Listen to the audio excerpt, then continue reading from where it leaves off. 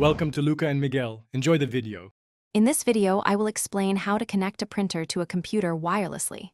First, ensure your printer has wireless capabilities, often indicated by a Wi-Fi symbol.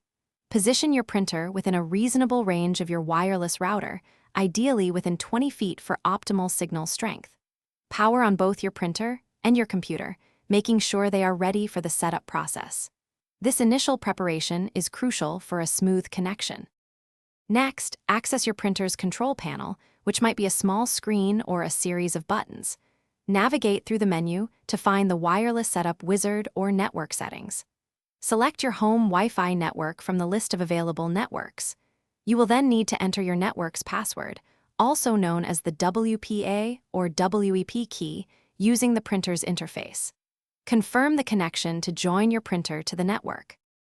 Now, turn your attention to your computer. Open your system settings or control panel, then locate the Devices or Printers and Scanners section. Click on the option to add a printer or scanner. Your computer will then search for available wireless printers on your network.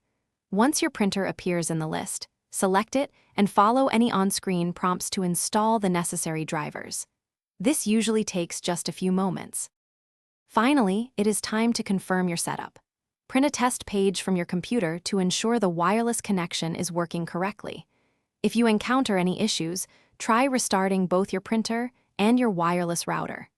Sometimes, simply power cycling these devices can resolve minor glitches. If problems persist, consider updating your printer's drivers from the manufacturer's website for the best performance and compatibility. Thanks for watching and please subscribe.